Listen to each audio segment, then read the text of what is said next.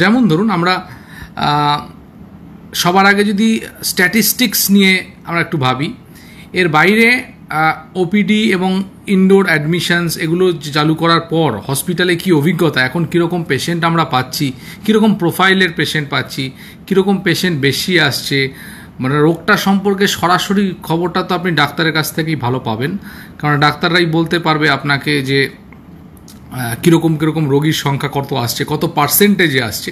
তো সেই জিনিসটা আমরা ভাবতে পারি যে কীরকম সংখ্যায় পেশেন্টগুলো আছে, সেটা নিয়ে একটা আলোচনা করা যেতে পারে। তো প্রথমে যদি আমি স্ট্যাটিস্টিক্সের কথাটা ভাবি, আমি আপনাদের আবার বলবো যে আমি এই আজকের সেশনটা এই কারণেই করেছি যে এটা মুখোমুখি প্রশ্ন উত্তর করার জন্য, মানে আপনাদের কোনো প্রশ্ন থাকলে আপনারা সরাসরি করবেন, আমি সেই প্রশ্নের উত্তর দেবো। কারণ আগের দুটো সেশনে আমি শুধু ভিডিও করেছি, আপনাদের কিছু ইনফরমেশান দিয়েছি, সেক্ষেত্রে ডাইরেক্ট ইন্টারাকশান ছিল না।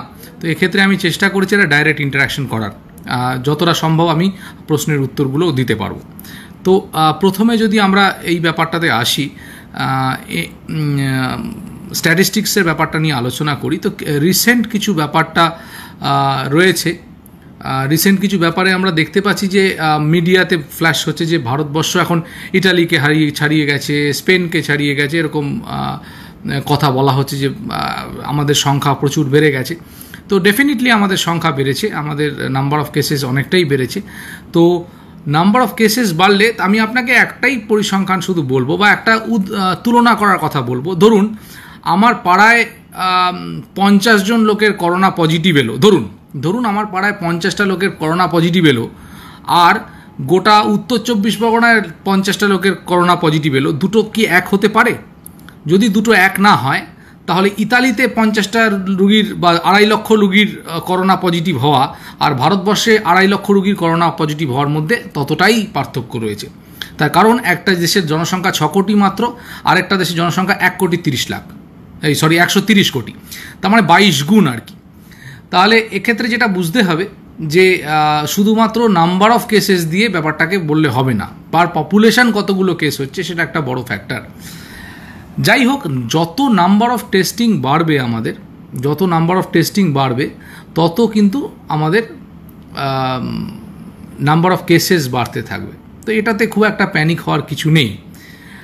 WHO থেকে যেমন এখন বলছে, আমি পড়ছিলাম আর কি, 80% কেসগুলো আপনার মাইল্ড কেস হবে এবং অনেকটাই অ্যাসিমটোম্যাটিক থাকবে। আমি আসবো আমার ব্যক্তিগত এক্সপিরিয়েন্স আমি কি পেয়েছি আপাতত কয়েকদিনে, যদিও আমি একজন সিঙ্গেল ইন্ডিভিজুয়াল হিসেবে সেটা স্ট্যাটিস্টিক্যালি সিগনিফিকেন্ট নয়, মানে একজনের কমেন্টে বলা যাবে না, কিন্তু তাও কি অভিজ্ঞতা পেয়েছি, কি পেশেন্ট পেয়েছি সেটা শেয়ার করা যেতেই পারে। তাতে অন্তত আসলে উপলক্ষ্যটা হচ্ছে যে আমাদের সতর্ক থাকতে হবে, কিন্তু আতঙ্কিত হওয়ার কোনো প্রয়োজন নেই। এই সংখ্যাতত্ত্বের বিচারে আতঙ্কিত হওয়ার কোনো এক ফোঁটাও প্রয়োজন নেই। তো এখানে দাঁড়িয়ে যেটা বেশি ইম্পর্টেন্ট আর কি, যেটা আমি বলছিলাম যে আমাদের এখানে যত নাম্বার অফ কনফার্ম কেসেস বাড়ছে, তার মানে নাম্বার অফ টেস্টিং বাড়ছে। কারণ পশ্চিমবঙ্গের দিকে আপনি যদি প্রথম দিকে দেখেন যে আমাদের নাম্বার অফ কেসেস কম ছিল, যত আমরা টেস্ট বাড়িয়েছি এখন আমাদের প্রায় 4000 মতো করে নাম্বার অফ টেস্ট বাড়ছে। যখনই নাম্বার অফ টেস্ট বাড়ছে তখনই আমি এখানে আবার একটা প্রশ্ন চলে এসেছে, অমৃতা মুখোপাধ্যায় প্রশ্ন করেছেন, সাধারণ সুতির কাপড়ের মাস্ক কি নিরাপদ? ডেফিনেটলি আপনি যে কোনো মাস্ক ইউজ করতে পারেন যদি আপনি কমন প্লেসে যান, ধরুন রাস্তায় গেলেন, বা তা সত্ত্বেও সোশ্যাল ডিস্টেন্সিং মেনটেন করতে হবে। সোশ্যাল ডিস্টেন্সিং মানে minimum 3 metre, minimum 3 feet 1 metre, বা আপনার 6 ফুট মানে 2 মিটার। কেন? তার কারণ হচ্ছে যে মানুষ যদি জোরে হাঁচে তাহলে 6 ফুট অবধি কোনো জিনিস যেতে পারে এরোসলগুলো, আর যদি কাশে তাহলে সেক্ষেত্রে 3 ফুট অবধি যেতে পারে। কিন্তু আপনি যদি কোনো হসপিটাল ফ্যাসিলিটি, আপনি যদি প্রিয়জনকে হসপিটালে দেখতে যান, বিশেষ করে আইসিইউ বা এই জাতীয় পেশেন্ট সেখানে এমনিতেই রেস্ট্রিক্টেড অ্যাডমিশন, তাও হসপিটালে যদি যেতে হয়, আমার মনে হয় সার্জিক্যাল মাস্ক বা 3 লেয়ার যে মাস্কগুলো আছে বা N95 সেগুলো পরে যাওয়াই ভালো। কারণ হসপিটাল এমন একটা জায়গা যেখানে কিনা নাম্বার অফ কেসেস, স্বাভাবিকভাবে মানুষ কাশি জ্বর নিয়ে হসপিটাল ওপিডিতে যাচ্ছে, সেক্ষেত্রে সেসব জায়গায় কিন্তু নাম্বার অফ কেসেসগুলো বেশি থাকবে। নাম্বার অফ পেশেন্ট, আমার আউটডোরেও অনেক পেশেন্ট আছে জ্বর কাশি নিয়ে, তো তাদের মধ্যে হওয়ার সম্ভাবনাটা বেশি থাকবে কিনা কমন পপুলেশনের থেকে। তো সেক্ষেত্রে হসপিটাল বা এরকম কোনো ফেসিলিটিতে গেলে সেখানে কিন্তু 3 লেয়ার সার্জিক্যাল মাস্ক অথবা N95 মাস্ক পরে যাওয়াই ভালো। আদারওয়াইজ সাধারণ সুতির মাস্ক পরা যেতে পারে। সারাক্ষণ মাস্ক পরে রাখার দরকার নেই, বাইরে বেরোলেই শুধু মাস্ক, ঘরের ভিতরে মাস্ক পরার কোনো প্রয়োজন নেই যেখানে আপনি বাকিদের থেকে অনেকটা দূরে রয়েছেন। একদম বাড়ির মধ্যে থাকলে হ্যান্ড স্যানিটাইজার ইউজ করা উচিত কিনা প্রশ্ন করেছে শ্বেতশ্রী দাস ভট্টাচার্য। আমি বলবো আপনি জানেন না যে যেটা স্যানিটাইজার সম্পর্কে বলছি, ঘরের মধ্যে থাকলে স্যানিটাইজারের চেয়ে বেশি, কারণ অ্যালকোহল ইটসেলফ হাতে খুব ইরিটেশন করে। আমার নিজেরই অনেক এক্সফোলিয়েটিভ ডার্মাটাইটিস মতো হাতে চামড়া উঠে আসছে আর কি, বারবার হ্যান্ড ওয়াশ বা ইসে করার জন্য। তো এই মুহূর্তে কিছু করার নেই, তো স্যানিটাইজারের চেয়ে hand wash is a better option, কারণ ওখানে কিছু ময়েশ্চারাইজার থাকে। তো আমার মনে হয় হ্যান্ড ওয়াশে করাটা বেশি ভালো। 20 সেকেন্ড ধরে যেটা স্ট্যান্ডার্ড হ্যান্ড ওয়াশ আপনারা ভিডিও পেয়ে যাবেন ইউটিউবে, যেখানে স্ট্যান্ডার্ড হ্যান্ড ওয়াশ করা যায়, সেটা বেটার। স্যানিটাইজার যদি হ্যান্ড ওয়াশ না করা হয় তখন স্যানিটাইজার ইউজ করা যেতে পারে, কারণ অ্যালকোহল বোঝ জিনিস আপনার স্কিনের পক্ষে খুব একটা ভালো নয়। তাও আমি বলবো হাত ধোয়া দিনের মধ্যে বারবার ভালো, এই কারণেই কারণ আপনি জানেন না আপনি কি ধরছেন বা আরেকজন কি এসে ধরে লাগালো। তো সেক্ষেত্রে ধরুন কোনো যে জায়গাগুলো আমরা কমনলি ধরি, কোনো ছিটকিনি, কোনো হ্যান্ডেল, কোনো দরজার হাতল, আর এই জিনিসগুলো স্যানিটাইজার দিয়ে মুছে দেওয়া যেতে পারে কিছু ঘন্টা ব্যবধানে, যাতে মানুষ যে বারবার ইউজ করলেও যেখানে কিছু থাকলেও সেটা মুছে দেওয়া যাবে আর কি। আর আদারওয়াইজ হাত মাঝে মধ্যেই হাতটা ধুতে হবে ডেফিনেটলি, খাওয়ার আগে বা কোনো কিছু আপনি মনে করেন কোথাও টাচ করেছেন হাত ধুয়ে নেওয়া যেতে পারে। ঘরে থাকলে হাত ধোয়াই ভালো, ঘরে থাকলে মাস্ক পরার কোনো প্রয়োজন নেই যদি আপনি ডিস্টেন্স মেনটেন করতে পারেন। আর যেটা দূরত্বের কথা বলছি, যে আপনাদের যারা বয়স্ক মানুষ আছে তাদের থেকে কিন্তু ডেফিনেটলি ডিস্টেন্স মেনটেন করবেন। আপনারা নিজেরা সবাই মানুষকে চেষ্টা করতে হবে। কলিং বেল কি স্যানিটাইজ করা উচিত? ডেফিনেটলি, যেখানে মানুষের হাত কমনলি লাগছে, আপনি কলিং বেল বলছেন বা সুইচ বলছেন। আচ্ছা, স্যানিটাইজার সম্পর্কে এক্ষেত্রে একটা খুব ভাইটাল কথা বলার আছে, কারণ দুদিন আগে একটা ভিডিওতে দেখলাম, যে ভিডিওতে আমরা একটা জায়গায় যে একটা স্যানিটাইজার রাখা হলো, লিকুইড স্যানিটাইজার কিছুটা পরিমাণে একটা পাত্রের উপর, তার কাছাকাছি একটা দেশলাই, জ্বলন্ত দেশলাই নিয়ে যাওয়া হলো। কোনো ফ্লেম দেখা যাচ্ছে না, কিন্তু ডেফিনিট ওখানে একটা টেম্পারেচার হিটেড একটা ফ্লেম উঠছে, কিন্তু সেটা চোখে দেখা যাচ্ছে না। সামনে একটা কাগজের টুকরো ভদ্রলোক নিয়ে গেলেন, সঙ্গে সঙ্গে সেই কাগজটা দাউ দাউ করে জ্বলতে শুরু করলো। তার মানে স্যানিটাইজারের মধ্যে যে অ্যালকোহলটা আছে এটা কিন্তু মানে আপনার ইনফ্ল্যামেবল, মানে দাহ্য বস্তু।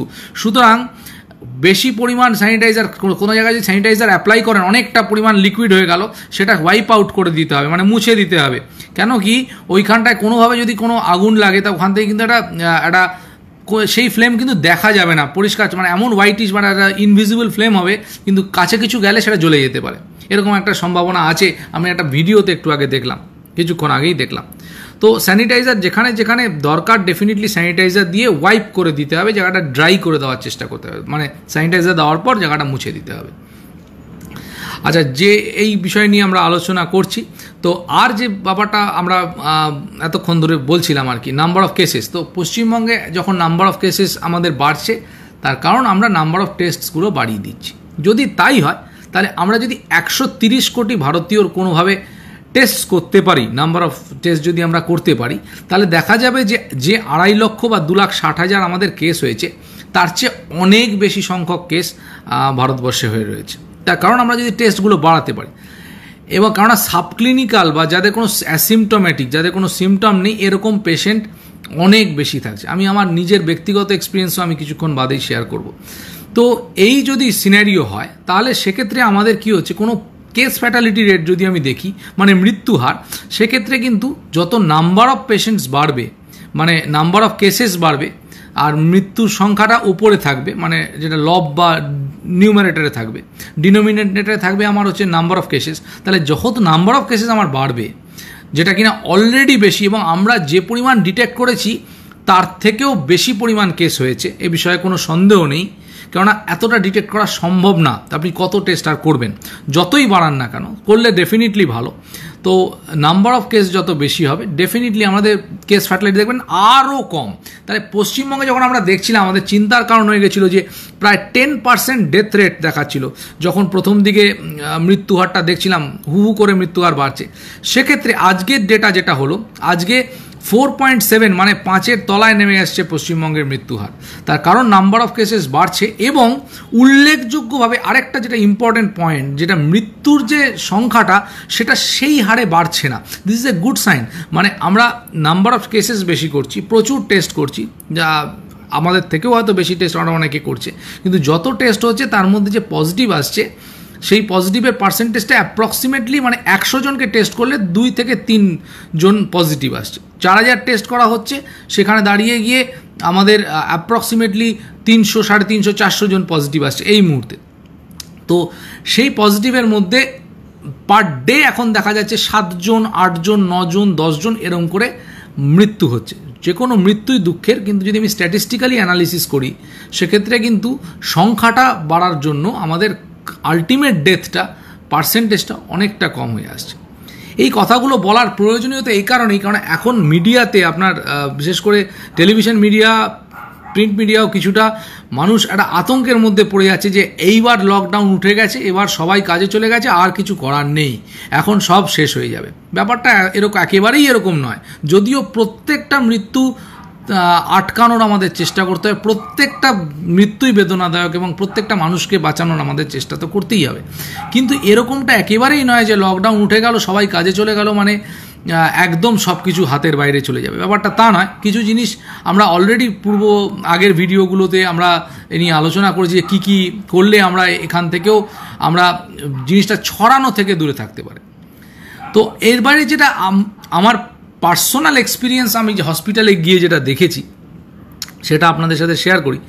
সেটা হচ্ছে যে আউটডোরে যখন বসছে, আউটডোরে নাম্বার অফ কেসেস যখন আসছে, তো নাম্বার অফ কেসেসদের মধ্যে যে প্রচুর পরিমাণে জ্বর কাশি নিয়ে পেশেন্ট আসছে এরকমটা নয়।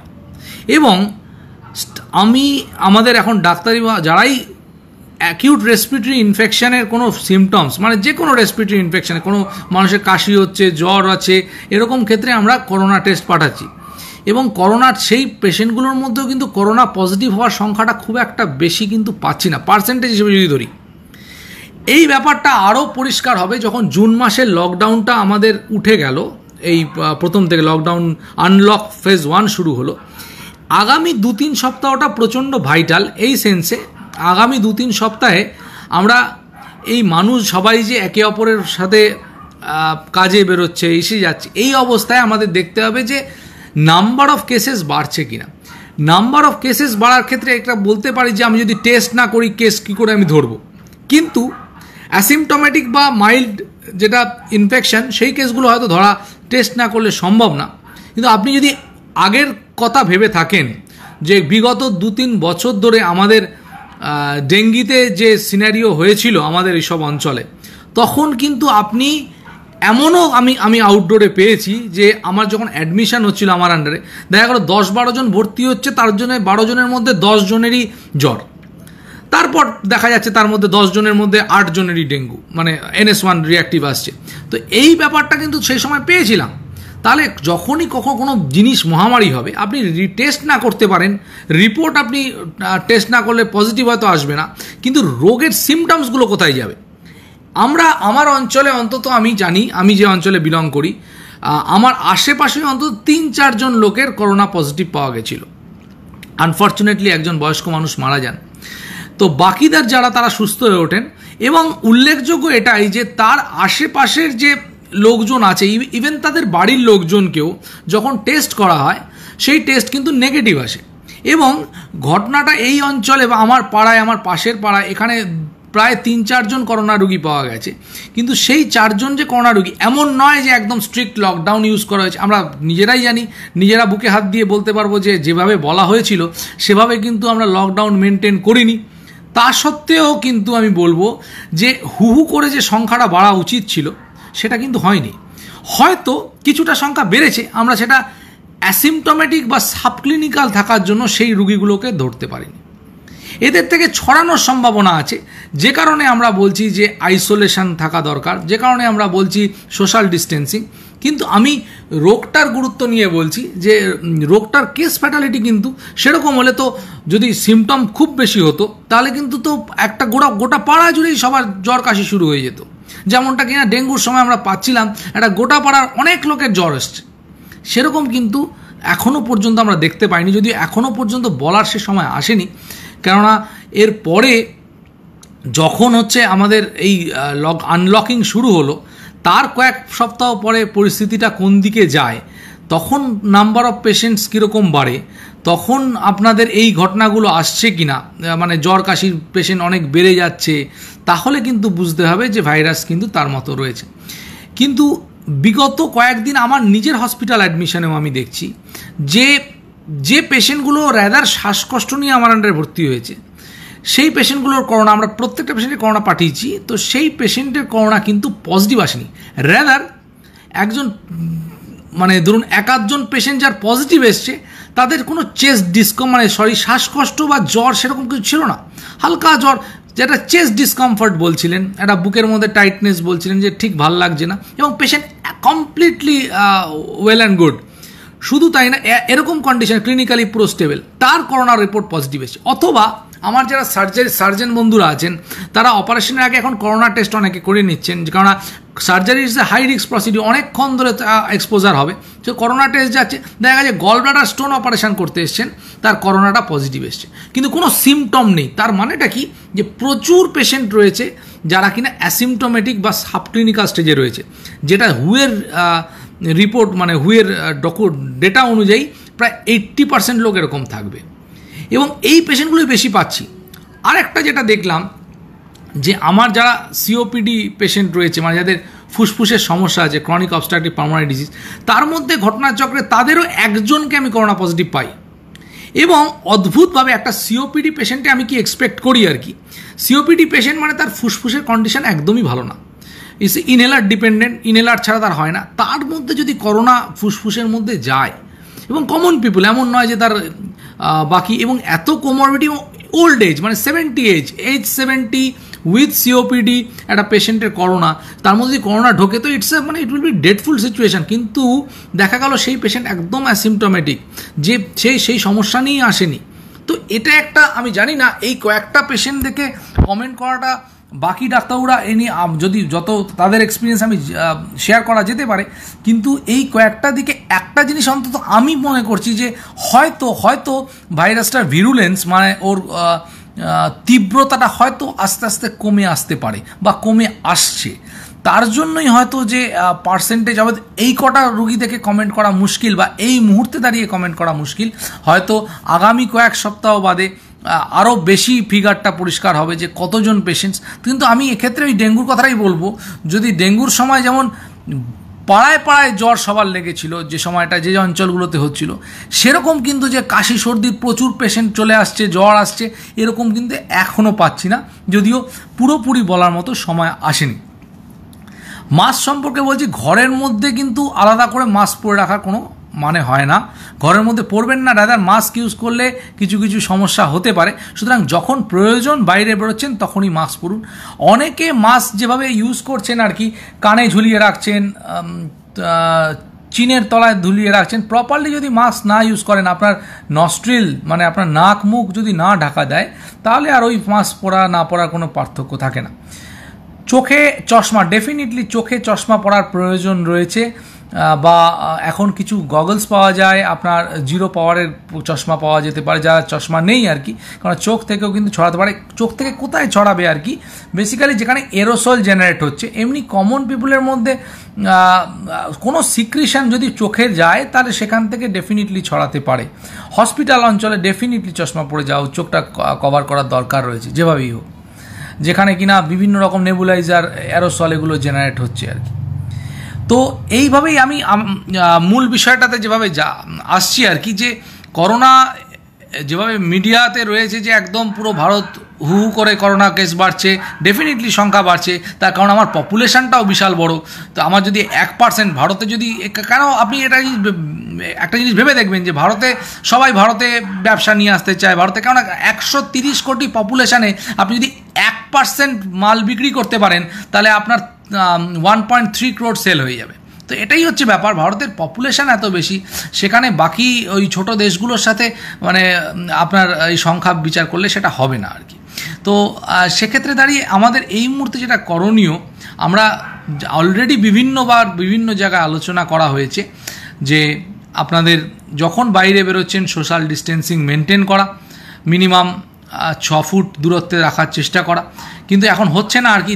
দেখছি বাসের মধ্যে ঠেলাঠেলি হচ্ছে, এই সময়টাকে গুরুত্ব না দেওয়া, দেরি করে পৌঁছানো আমার মনে হয় না এমপ্লয়াররা কিছু বলবেন। আমি আগের ভিডিওতেও বলেছি মাস্ক ইউজ করা, হসপিটালে গেলে ডেফিনেটলি সার্জিক্যাল বা N95 পরা ইউজ করা, হসপিটাল চত্বর যখন যেতে আপনি বাধ্য হচ্ছেন আর কি। দ্বিতীয় কথা, আচ্ছা এইখানে আরেকটা জিনিস বলি, যদি এই ব্যাপারটা আসে স্যানিটাইজার না hand wash, definitely hand wash, কেননা স্যানিটাইজারে প্রবলেম আরও বেশি হয়, স্কিনের পক্ষে ফ্রেন্ডলি নয়, কিন্তু যখন হাতে অপশান নেই স্যানিটাইজার ডেফিনেটলি। আর দ্বিতীয় কথা, বাইরে যখন বেরোচ্ছেন কোথাও বারবার মাস্ক খুলে চা খাওয়া বা কোনো কিছু, এগুলো একদম না, মানে আপনি এগুলো লিমিট করতেই হবে, ডেফিনেটলি এগুলো কমাতে হবে, এগুলো না করলে কিন্তু হবে না। আপনাকে এগুলো যতক্ষণ না আপনারা কমাচ্ছেন ততক্ষণ পর্যন্ত এই সমস্যাগুলো আপনাদের মানে মুখের সামনে হাতটা কোনোভাবে নিয়ে আসা যাবে না। গ্লাভস পরলেও ডেফিনেটলি গ্লাভস পরে দেওয়া, এখন রিইউজেবল যেটা ওয়াশেবল রাবার গ্লাভস পাওয়া যাচ্ছে, তো ওয়াশেবল রাবার গ্লাভস যেটা সার্জিক্যাল গ্লাভস নয় আর কি, সেগুলো সবাই ইউজ করতে পারেন। সেই গ্লাভসটাকে পরে স্যানিটাইজ করা যেতে পারে, ডেটল জলে ধোয়া যেতে পারে, ভালো করে সাবান দিয়ে ধুয়ে নেওয়া যেতে পারে ইউজ করার পর, যখন আপনি বাইরে বেরোতে বাধ্য হচ্ছেন। কিন্তু সেই গ্লাভসটাকেও আপনি যখন বাইরে আছেন, সেই গ্লাভসটাকেও যখন আপনি বাইরে আছেন তার সত্ত্বেও কিন্তু ওখানে গ্লাভসটাও মুখের সামনে, কারণ গ্লাভসের মধ্যেও তো করোনা লেগে থাকতে পারে, তাই না? সেটা মুখের সামনে আনবেন না। তাহলে যখন আপনি চা খাবেন বা টিফিন খাবেন এসব ঠিক করলেন, সেটা বারবার এরকম করে করবেন না, জাস্ট একটা মাস্কটা সরিয়ে রেখে খেয়ে নিলাম, ব্যাপারটা সেরকম নয়। ভালো করে হ্যান্ড ওয়াশ করুন স্যানিটাইজার দিয়ে, বা তারপর গিয়ে আপনি খুলে রেখে সেটা করলেন। সেটাও বারবার করলে আপনার যতবার আপনি এরকম করবেন কোনো না কোনোবার একটা সংক্রামিত হওয়ার সম্ভাবনা কিন্তু থেকেই যাবে। আচ্ছা, এইখানে আর বলার মধ্যে যেটা দেখুন যে নাম্বার অফ পেশেন্ট, আমি যেমন আউটডোর বেসিসে জ্বরের পেশেন্ট যা পাচ্ছি সেটা হার্ডলি 10% হবে জ্বর কাশির পেশেন্ট, তো তাদের মধ্যেও করোনা পজিটিভ তাদেরও 4 to 5% হয়, মানে খুবই কম আর কি, সংখ্যাটা খুব বেশি নয়। আজকে যদি সংখ্যা ধরেন পশ্চিমবঙ্গে 376 জনের বোধহয় পজিটিভ এসেছে, তার মধ্যে উত্তর 24 মাত্র 22, নর্থ 24 পরগনাসে সংখ্যাটা খুব একটা বেশি নয়, যদিও সাবক্লিনিক্যাল অনেক কেস হয়তো থেকে থাকবে। এবং করোনা যে খুব, আমি এখনও পর্যন্ত যে খুব প্রকট আকারে আসছে, প্রচুর যে ব্রাদার আমাদের যে শ্বাসকষ্ট পেশেন্টগুলো আমার আন্ডারে ভর্তি হলো, তাদের একজনেরও করোনা পজিটিভ আসেনি। তারা বিভিন্ন রকম হার্ট ফেলিওর আরও বিভিন্ন রকম টাইপের সমস্যা নিয়ে আর কি তারা এসছেন, তাদের প্রত্যেকের পাঠানো হয়েছে, করোনা পজিটিভ আসেনি। সুতরাং আতঙ্কিত হওয়ার একদম জায়গা নেই, সতর্ক থাকার ডেফিনেটলি প্রয়োজন আছে। আগামী কয়েক সপ্তাহ তো ডেফিনেটলি, বাচ্চাদের স্কুল এখনও তো চালু হলোই না এবং হবে না, এটাই আমরা চাই, এবং আমরা কোনোভাবেই বাচ্চাদের কিন্তু এভাবে এক্সপোজ করতে পারি না, কোনোভাবেই বাচ্চাদের কিন্তু স্কুলে পাঠানো যাবে না। আমার মনে হয় এই বিষয়ে গার্জিয়ানদের সহমত থাকা উচিত যে কোনোভাবে আমরা বাচ্চাদের, যতক্ষণ না একটা ভালো পজিশনে আমরা যাচ্ছি, যতক্ষণ না একটা ভ্যাকসিন আসছে, টিকা বেরোচ্ছে অথবা ওষুধ বেরোচ্ছে, বাচ্চাদের কোনোভাবে স্কুলে পাঠানোর কোনো মানে হয় না। অলরেডি আমরা দেখলাম আপনার ফ্রান্সে 75টা বাচ্চার করোনা পজিটিভ এসছে, স্কুল খোলার পর আবার স্কুল বন্ধ করার কথা ভেবেছে। রিসেন্ট দেখলাম ইসরায়েলে 250 জনের মতো পজিটিভ এসছে আপনার স্কুল খোলার পরে। এই মুহূর্তে স্কুল খোলার তাহলে প্রয়োজনীয়তাই আসে না।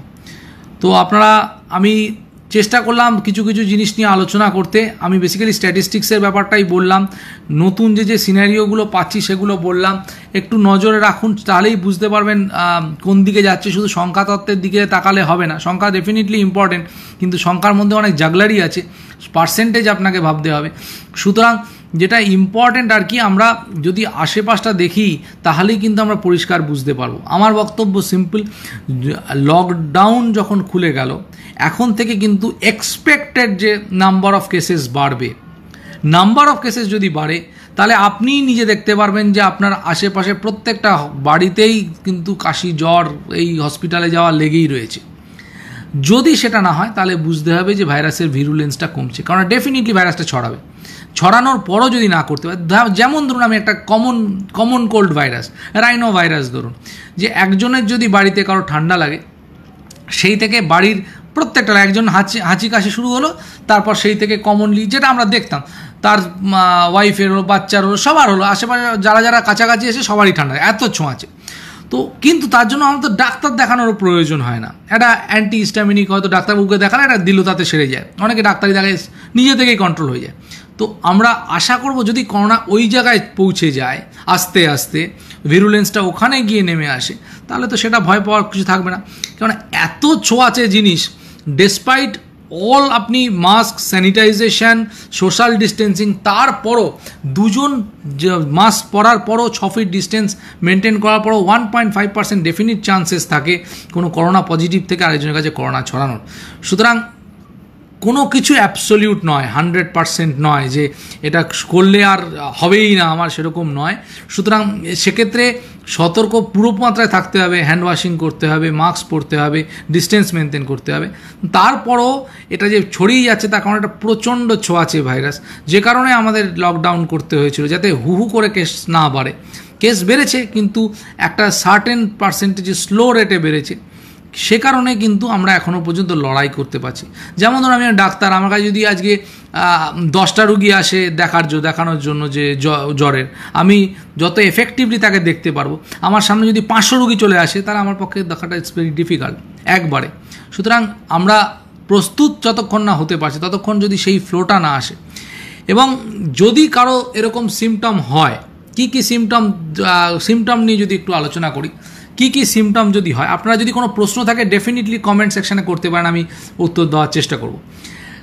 যেটা দেখা যাচ্ছে যে জ্বর, কাশি, শ্বাসকষ্ট, আর আমি যেটা কমনলি দেখছি এবং এটাও লেখা রয়েছে, চেস্ট টাইটনেস, বুকের মধ্যে একটা অস্থির ভাব।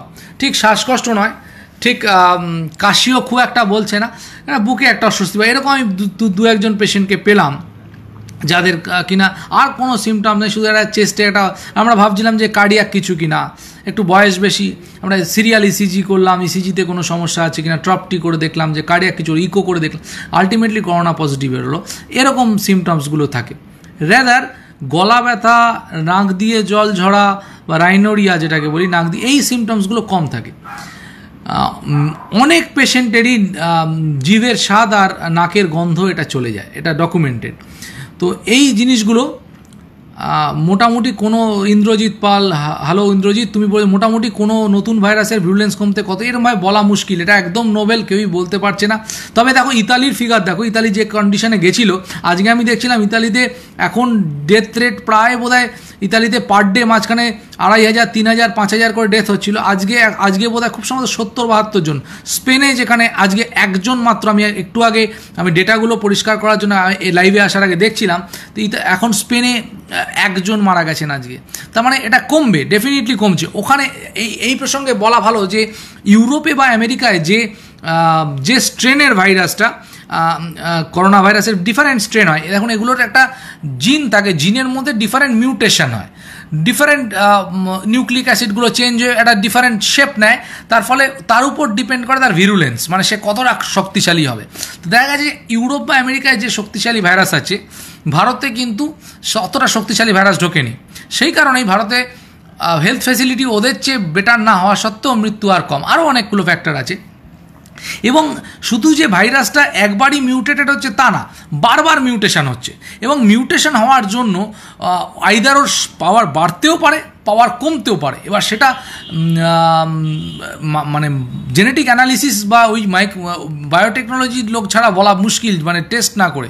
কিন্তু আমি কি দেখতে পারি? আমি দেখতে পারি আমার নাম্বার অফ পেশেন্টস, যারা সিভিয়ার ডিজিজ পেশেন্ট কজন আসছে, আমার নাম্বার অফ ডেথস কত হচ্ছে, রেসপিরেটরি ইলনেস থেকে, সবসময় যে করোনায় পজিটিভ আছে তা নয়, শ্বাসকষ্ট থেকে কজন লোক মারা যাচ্ছে। যদি সেই টাইপের পেশেন্টগুলো কম থাকে, তাহলে সেক্ষেত্রে আমার বুঝতে হবে যে ইন এ নাটশেল, যে কেননা আমি ডেফিনেটলি বলছি যে করোনা এতটাই ছোঁয়াচে, আমরা সব কিছু করার পর ডেফিনেটলি কেস সংখ্যা বাড়বে, এবং লকডাউন খুলে যাওয়ার পর তো আরও কেস সংখ্যা বাড়বে। এবার যদি আমি দেখি যে সেরকম হসপিটাল অ্যাডমিশন হচ্ছে না, আবার 2 সপ্তাহ 3 সপ্তাহ সেরকম শ্বাসকষ্ট, কাশি, তুমি ভেবে দেখো আগের ডেঙ্গুর যে সময়গুলো যেত, তখন হসপিটাল কতগুলো পেশেন্ট, আমাদের এক্সট্রা মানে বেডে পুরো একটা বেড দেওয়ার মতো জায়গা থাকতো না। তাহলে সেরকম জায়গায় যদি চলে যাবে, সেটা যেমন ইতালিতে হলো, ধরো ইতালিতে যে পজিশনটা মাঝখানে হয়ে গেল, যে ওরা বাইরে যারা মাইল্ড কেস, বা এখন ভারতেও বলছে যারা মাইল্ড কেস তাদের আসার দরকার নেই, WHO বলেছে, কারণ হচ্ছে বেডগুলো যারা মডারেট টু সিভিয়ার কেস তার জন্য রাখতে হবে ভাই, কারণ শুধু তার কোনো প্রবলেম নেই, তা সে শুধুমাত্র গিয়ে হসপিটাল বেড অ্যাকোয়ার করার কোনো মানে হয় না। তো এইখানে আমি জ্বর সম্পর্কে আমি আর 2-1টা ভাষায় বলবো। তোমাকে আমি এটা বলে দিলাম, ভিরুলেন্স কমতে কতদিন লাগে এক্স্যাক্টলি বলা মুশকিল, তবে এটা দেখে আমি মানে ভাবতেই পারি যদি আমার নাম্বার অফ সিভিয়ার কেসেস কমে, তাহলে ডেফিনেটলি বুঝবো ভিরুলেন্স কমে এসছে, নাম্বার অফ ডেথ কমে, ডেফিনেটলি বুঝবো ভিরুলেন্স কমে এসছে, তাই না? তো এখানে আমি বলি যে করোনার ব্যাপারটা হচ্ছে ইনকিউবেশন পিরিয়ড, মানে একটা রুগীর আমি কাছে গেলাম, আমার এক্সপোজার হলো, তাহলে আমি কতদিনে করোনা আমার হতে পারে। কমনলি দেখা যাচ্ছে 5 দিনের মধ্যে করোনা হয়, 4-5 দিনের মধ্যে, ম্যাক্সিমাম 14 দিন লাগতে পারে করোনা আসতে। করোনা ভাইরাসের কোর্সটা হয় আপনার সিমটম শুরু হওয়ার পর 5 থেকে 7 দিন পেশেন্টটার জ্বর বা কাশি এগুলো থাকে। 7th ডে অনওয়ার্ডটা খুব ভাইটাল হয়ে যায়।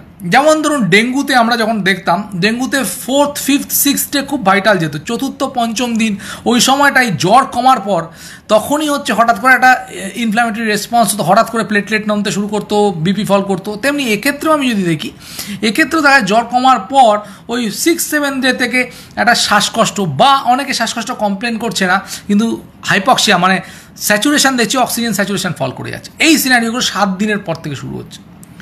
যে কোনো জ্বর পেশেন্ট, সেটা করোনা হোক বা না হোক, কয়েকটা জিনিস দেখা উচিত। তার মানে যদি কোনো লোকের জ্বর হয়, যদি তারা বয়স্ক, অবিলম্বে ডাক্তারের পরামর্শ নেবেন। জ্বর কাশি হলে বা জ্বর হলেই অবিলম্বে ডাক্তার, কারণ আমাদের ধরে নিতে হবে যে আমরা যে অঞ্চলে রয়েছি প্রচুর পরিমাণে কেস হচ্ছে, অল আর রেড জোন। সুতরাং আমার জ্বর এসছে, এটা করোনা কিনা আমার জানা দরকার, আমার জন্য শুধু নয়, কারণ আমার যদি বয়স কম থাকে, কোমরবিড না থাকে, আমার থেকে যেন আর লোকের না ছড়ায়। আফ্রিকাতে দেখা যাচ্ছে যে ওরা ইবোলা বা এই জাতীয় যেগুলোতে মর্টালিটি রেট প্রচণ্ড বেশি, সেখান থেকে ওরা শিক্ষা নিয়ে কী হয়েছে, যারই জ্বর হচ্ছে সে নিজেকে আইসোলেট করে দিচ্ছে। তো জ্বর যদি কারো আসে, আপনার উচিত যে যারা বয়স্ক বা বাচ্চাদের থেকে 14 দিনের জন্য আলাদা হয়ে যাওয়া, কোনোভাবে তাদের কাছাকাছি না আসা, তাদের কোনো রকম সংস্পর্শ, আপনি যে জিনিসগুলো ধরেন তারা যেন না ধরে, এগুলোর ব্যবস্থা করা। বাকি যা যা মেজার্স আছে, মাস্ক পরা, স্যানিটাইজার ইউজ করা, হাত ধোয়া, সোশ্যাল ডিস্টেন্সিং, সবগুলো মেনটেন করতে, এবং ডাক্তারের পরামর্শ নেওয়া। জ্বরের ক্ষেত্রে সেক্ষেত্রে আমরা যেটা দেখতে পারি আর কি, যদি এই 3টে সিমটম ম্যাক্সিমাম জিনিস সেটা দেখতে, 1 নম্বর হচ্ছে যদি বলছে যদি কারো শ্বাসকষ্ট শুরু হয়, তাহলে ফার্দার যে ডাউনহিল কোর্স, মানে হু করে খারাপ হতে আর সময় লাগে না, হতে পারে। তো সেটা কোনো পেশেন্টের যদি শ্বাসকষ্ট বা বুকে কষ্ট শুরু হয়, সেক্ষেত্রে পেশেন্টকে হসপিটালে ভর্তি করার সময় এসে গেছে। তো মাইল্ড কেস, মানে শুধুমাত্র জ্বর কাশি গা ব্যথা, এর জন্য হসপিটালে ভর্তি হওয়ার মানে হয় না। কিন্তু আমার মনে হয় করোনা টেস্টটা করা দরকার, ডাক্তারকে দেখিয়ে জানার জন্য, যাতে আমার থেকে আর 5 জনের না ছড়ায়। এবার যে সিমটমগুলো খুব ভাইটাল আর কি, তার মধ্যে একটা তো বললাম যে শ্বাসকষ্ট, যে কোনো জ্বরের রোগী যদি শ্বাসকষ্ট হয় এটা ডেঞ্জার। এনসেফালোপ্যাথি, মানে কোনো জ্বরের পর যদি কোনো মানুষের বিকারগ্রস্ত হয়, ভুল বকে, বিহেভিওরাল প্যাটার্নটা চেঞ্জ হয়ে যায়, সেটাও একটা চিন্তা। এবং কোনো পেশেন্টের যদি ডিহাইড্রেশনের ফিচার, মানে কিডনি কাজ করছে না, ইউরিন কম হচ্ছে, এটাও একটা কিন্তু সেপসিসের লক্ষণ। সিভিয়ার ইনফ্ল্যামেটরি রেসপন্স সিনড্রোম বা SIRS বলে, যে কোনো আলটিমেটলি মাল্টি অর্গান ফেলিওরের দিকে যায় এই হওয়ার পর। সুতরাং একটা একটা করে অর্গান যখন ধরতে শুরু করে, যেমন ধরুন আমি মাথার কথা বললাম, যেমন আমি কিডনির কথা বললাম, আমি ফুসফুসের কথা বললাম, তো এইগুলো খুব ভাইটাল। এই শুরুতেই যদি আপনি আপনার ট্রিটমেন্ট চালু করেন, ওই যে সাইটোকাইন স্টর্ম, এগুলো আবার সাইন্টিফিক হয়ে যাচ্ছে, আমি চাইছি না বেশি সায়েন্স ঢোকাতে এর মধ্যে, তো সেগুলো হলে কিন্তু এই প্রবলেমগুলো হতে পারে। আচ্ছা, আমি সুতরাং এই যে কোনো লক্ষণ, শ্বাসকষ্ট, ইউরিন কম, এনসেফালোপ্যাথি, যা ভুল বকছে, এসব যে কোনো জ্বরের পেশেন্ট, সেটা করোনা হোক না হোক, তাকে হসপিটালে ভর্তি করে দেওয়া উচিত।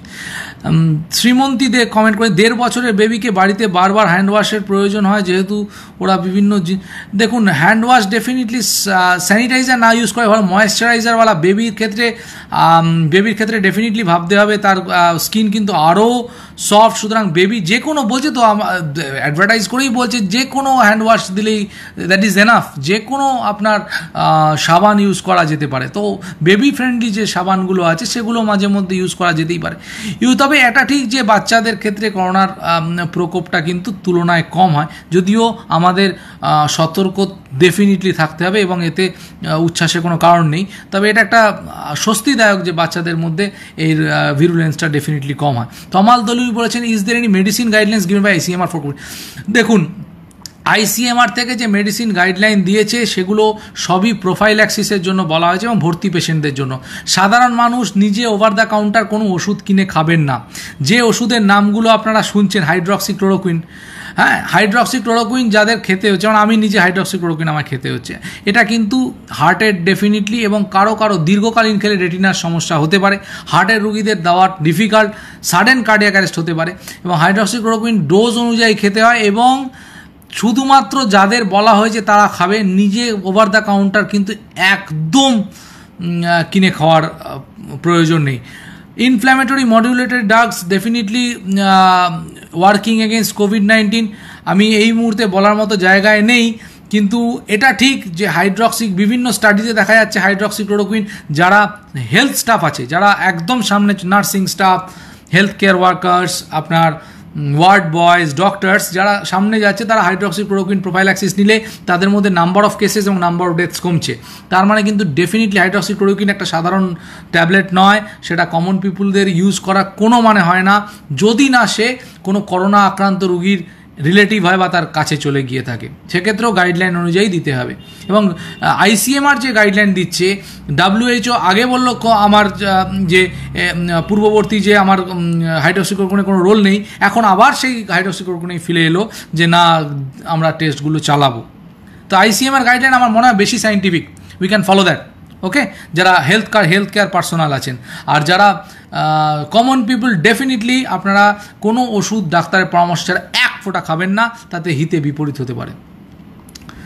আচ্ছা, কোমরবিডিটিস যাদের রয়েছে, দেখুন কোমরবিডিটিস যাদের রয়েছে, বয়স্ক মানুষ, তাদের তো সবার আগে আইসোলেশন দরকার।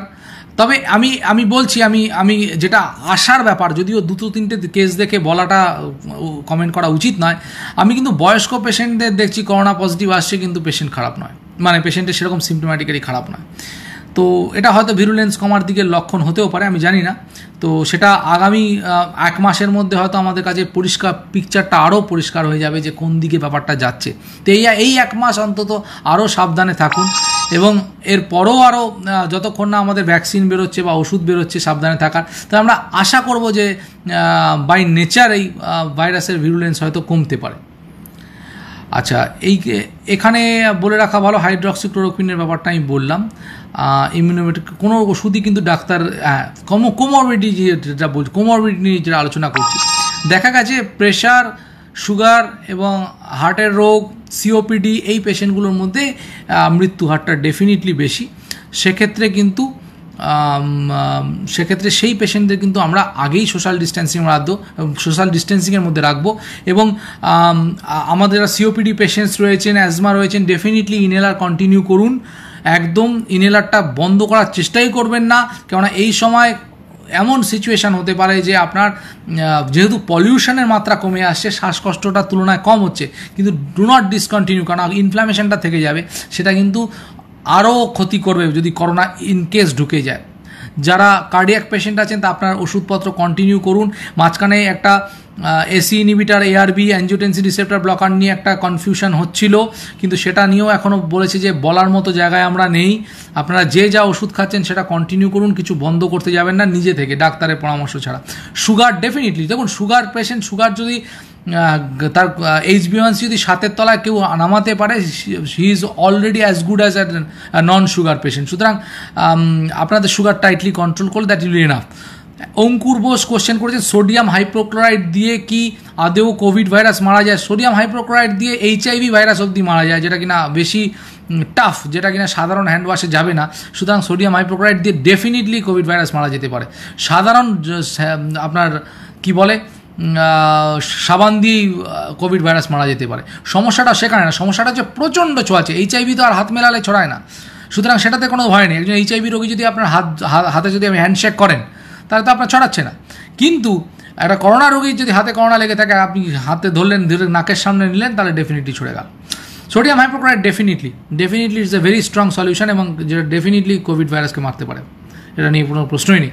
যে কোনো স্যানিটাইজার বা যে কোনো, কিন্তু আমাদের সেটা বারবার অ্যাপ্লাই করতে হবে। সোডিয়াম হাইপোক্লোরাইড টক্সিক সলিউশন, বারবার কিন্তু সেটা গায়ে হাতে দেওয়া যাবে না, সেটা বরং সারফেসগুলো বা রেদার সেগুলো পরিষ্কার করার জন্য যারা দিচ্ছে তারা সেগুলো ইউজ করা যেতে পারে। Chlorhexidine is a good molecule. আমি একটু আগে একটা হ্যাঁ, এটা বলে রাখা ভালো। একটু আগে একটা জিনিস স্টাডি করছিলাম, একটা জায়গায় আমাদের ডাক্তারদের গ্রুপেই পাওয়া, যে ক্লোরহেক্সিডিন মাউথওয়াশ দিয়ে একটা কোরিয়ান, আমারই একজন স্যার উনি শেয়ার করেছেন, যে একটা কোরিয়ান আপনার ওরা স্টাডি করে দেখেছে যে ক্লোরহেক্সিডিন মাউথওয়াশ, সেটা দিয়ে আপনার ক্লোরহেক্সিডিন মাউথওয়াশ দিয়ে যদি গার্গল করি, তাহলে দেখা যাচ্ছে যে যাদের করোনা হয়েছে সেখান থেকে কিন্তু আর 5 জনের ছড়ানোর মতো জিনিসগুলো কমে আসছে। তাহলে এগুলো ডিফারেন্ট ডাটাজ আপনারা কালেক্ট করুন। নাম্বার, আচ্ছা, যেটা খুব ইম্পর্টেন্ট হচ্ছে সারফেস, কোন সারফেসে করোনা ভাইরাস কতক্ষণ থাকে, একদম পুরো পরিষ্কার এসেছে, সেই নিয়ে স্টাডিও হয়েছে। ম্যাক্সিমাম 3-4 দিন থাকতে পারে একটা প্লাস্টিক বা স্টিলের সারফেসের ওপর। কপারে সবচেয়ে কম থাকে। হাওয়াতে প্রায় 3 ঘন্টা মতো থাকতে পারে, হাওয়াতে অ্যাপ্রক্সিমেটলি 3 ঘন্টা, কোনো জায়গায় সাসপেন্ডেড পার্টিকেল হিসেবে থাকতে পারে। সুতরাং এগুলো হিসেব করে দেখতে হবে, মানে আপনি কোনো জায়গায় প্রিকশনস নেওয়ার সময় এগুলো আমাদের ডেফিনেটলি মাথায় রাখতে হবে যে প্রত্যেকটা সারফেসে থাকতে পারে, সারফেসগুলো বারবার মুছে দেওয়া, এগুলো দরকার। বেবিদের রেগুলার ভ্যাকসিনেশান দিতে যাওয়া, দেখুন ভ্যাকসিনেশান তো টাইমে দিতেই হবে, কিছু করার নেই, শ্রীমন্তীদের বাচ্চার ভ্যাকসিনেশান দিতে হবে। প্রিকশন, মাস্ক পরতে হবে, বাচ্চাকেও মাস্ক পরে সাবধান করা। মাস্ক পরে অনেকক্ষণ যদি মাস্ক পরা থাকে সেক্ষেত্রে কিন্তু তাতেও কিছু সমস্যা, শরীরে অক্সিজেনের মাত্রা কমতে পারে, এরকম কিছু ডেটাজ আসছে। তো বুঝে আর কি, বুদ্ধি করে চলতে হবে। আমি যেটা আগের ভিডিওতে বলেছিলাম, নিজের সার্ভাইভাল স্ট্র্যাটেজি নিজেকে ঠিক করতে হবে। তো আমাদের বুদ্ধি করে চলতে হবে যে ওই সময়টা কীভাবে আমি ওই আমার কাজটুকু করে আমি কী করে তাড়াতাড়ি বেরিয়ে আসতে পারি।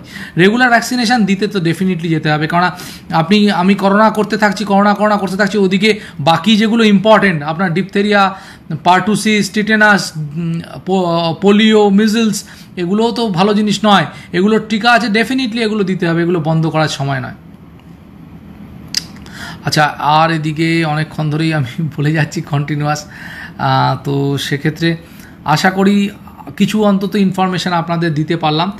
একদম আমি আবার যে কথা বলছি, স্ট্যাটিস্টিক্সের চক্করে পড়বেন না, সংখ্যা দেখলে ভয় লাগবে। কেননা ভারতবর্ষের কথা ভাবুন, 130 কোটি লোকের জন্য যদি আপনি 130 কোটি টাকা দেন, তাহলে সবাই 1 টাকা করে পাবে। তার মানে এত বড় আমাদের হর বা ডিনোমিনেটার, পপুলেশনটা এত বড়, সেখানে 2,60,000 কেস খুবই কম যদি আপনি ইতালির সাথে তুলনা করেন আর কি।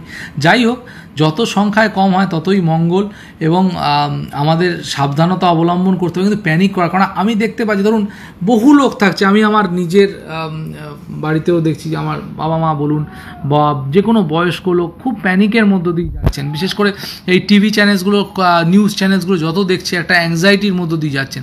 এবার এদের অনেকের সুগার রয়েছে, প্রেশার রয়েছে, হার্টের রুগী, তো অ্যাংজাইটি বা ইসেতে এগুলোতে কিন্তু সেগুলো তো বাড়বে, সুগার বাড়বে, ব্লাড প্রেশার বাড়তে পারে, তো সেগুলো একদম রেকমেন্ডেড না।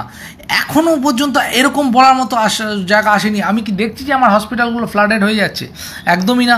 আমরা তো সেরকম, আমি তো সেটাই বলছি যে এই লকডাউন খোলার পর আগামী 1 মাস খুব ভাইটাল। আমি আমার সবাইকে আমি সে কথাটা বলছি, এই চোখে রাখতে হবে যে কোন দিকে যাচ্ছে, আমরা আরও পরিষ্কার বুঝতে পারবো যে আদৌ ভিরুলেন্সটা কমলো না, ভাইরাসটা আরও কঠিনভাবে এলো। আমি এখনও পর্যন্ত আমার যে এক্সপিরিয়েন্স আমি শেয়ার করলাম, আগামী 3-4 সপ্তাহ দেখলে সেটা আরও ভীষণভাবে পরিষ্কার হয়ে যাবে যে কোথায় যাচ্ছে ব্যাপারটা। যেমন এখনও পর্যন্ত লকডাউন খোলার পর ধরুন আপনি জুন মাসে খুলেছে, এখনও পর্যন্ত কিন্তু সেরকম কিছু পাচ্ছি না। নাম্বার অফ কেস দেখলেই, বেশ করে যারা ডাক্তারবাবু আছে যাদের চেম্বারে, তাহলেই কিন্তু বুঝতে পারবো কোন দিকে যাচ্ছে। জ্বর কত, জ্বরের রুগী হু করে বেড়ে যাবে, কাশির রুগী বেড়ে যাবে, প্রচুর শ্বাসকষ্টের পেশেন্ট ভর্তি হয়ে যাবে। তো এই জিনিসগুলো কোন দিকে যাচ্ছে সেটা দেখার পরই আমরা বলতে পারবো যে আলটিমেটলি এটা মানে কতটা আমাদের পক্ষে ভবিষ্যৎটা কতটা ভালো বা কতটা খারাপ হতে চলেছে। যাই হোক, একটা ভালো খবর বলে রাখি, যে যারা একদম হোপলেস সিচুয়েশানে পৌঁছে গেছিলো ইতালি বা স্পেন, সেখানেও কিন্তু ডেথ রেট এখন কমে গেছে। আজকে স্পেনে মাত্র 1 জন মারা গেছেন, যেখানে স্পেনে 3,000-4,000 করে লোক মারা যাচ্ছিলো পার ডে। তো একটা সময়, তো এখানে আমি বলি যে সময়ের জন্য আপনাকে অপেক্ষা করতে হয়, সময় খুব ভাইটাল। আপনি যদি গীতাও দেখেন, গীতাও বলে যে সময়ের আগে বা সময়ের আগে বা কোনো কিছু হয় না, সময়টা সবচেয়ে ভাইটাল। তো সময়টাকেই গুরুত্ব দিতে হবে। আমরা ওয়েট করি, আশা করি যদি কোনো ভ্যাকসিন বা ওষুধ নিশ্চয়ই আবিষ্কার হবে, ততদিন অবধি আমাদের সাবধানে থাকতে হবে এবং সময়ের উপর ব্যাপারটা ছাড়তে হবে। সময়টা খুব ভাইটাল। হবে যে আগামী কিছুদিন কীরকমভাবে চলছে। আমাদের প্রত্যেকটা দিন ভাইটাল, প্রত্যেকটা দিনটাকে আলাদা আলাদা করে ভাবতে হবে, প্রত্যেকটা কেসকে আলাদা আলাদা ইন্ডিভিজুয়াল হিসেবে দেখতে হবে যে আমার এই সমস্যা হচ্ছে, আমি কী করতে পারি। নিজের সার্ভাইভাল স্ট্র্যাটেজি, আমি আগের ভিডিওতে আমি বলেছি, নিজের সার্ভাইভাল স্ট্র্যাটেজি নিজেকে বার করতে হবে। যাই হোক, আজকে অনেকক্ষণ ধরে আমি আলোচনা করলাম, কিছু প্রশ্ন পেলাম। এরপরও যাদের প্রশ্ন থাকবে আপনারা কমেন্ট করে, যারা এখন লাইভে আসতে পারেননি সময়ের জন্য, বিভিন্ন লোক বিভিন্ন কাজে ব্যস্ত থাকেন, তো আপনাদের প্রশ্নগুলো আপনি এই কমেন্ট সেকশানে করলে আমি চেষ্টা করব পরবর্তীকালে যদি কোনো আসি বা কমেন্টে কোনোভাবে যদি তার উত্তরগুলো দেওয়া যেতে পারে। অনেক কিছু হয়তো বলা বাকি থেকে গেল, কিন্তু আমি বারবার বলছি প্লিজ প্যানিক করবেন না, সতর্ক থাকুন, ডেফিনেটলি কশাস থাকুন, don't panic, please don't panic. এরমভাবে সংখ্যা বেড়ে যাচ্ছে, ভারতবর্ষ 4র্থ স্থানে চলে গেল, মানে ওয়ার্ল্ড কাপ হচ্ছে, 2য় স্থানে চলে গেল, 1ম স্থানে। আরে 1ম স্থানে গেলেও ক্ষতি নেই, কারণ 130 কোটি পপুলেশন, 1ম স্থান তো হতেই পারে, এতে ভাবার কিছু নেই। নাম্বার অফ মর্টালিটি দেখুন, আপনি ইতালির মর্টালিটি 32,000 না 35,000, আমার এখানে 7,000 মর্টালিটি, সেটা দেখুন, সেদিকে তো কেউ দেখানো হচ্ছে না। প্যানিক করবেন না, প্লিজ ডোন্ট প্যানিক, কিন্তু সতর্ক ডেফিনেটলি। তার মানে এই নয় যে আমি সব কিছু, don't panic, be cautious. Thank you, আজকে এইটুকুই থাক। এর পরবর্তীকালে আমরা আশা করি এরপরে এরকম আর ভিডিও করার দরকার পড়বে না, সেই জায়গায় আমরা আস্তে আস্তে পৌঁছবো। বা যদি কোনো আপনাদের কমেন্ট সেকশানে কমেন্ট থাকে, আপনারা কমেন্ট করেন, তো সেক্ষেত্রে আমি তার কোনো প্রশ্ন থাকলে সেই উত্তরগুলো দিতে পারি, যারা এখন লাইভে আসতে পারলেন না কাজের জন্য। ঠিক আছে, ভালো থাকবেন, স্টে হেলদি। বয়স্ক মানুষ বা প্রেগনেন্ট ওমেন বা বাচ্চাদের বলছি স্টে অ্যাট হোম। বাকিরা যারা বাইরে যাচ্ছেন, please be cautious, maintain social distancing, use sanitiser, hand wash and use the mask. Okay, thank you.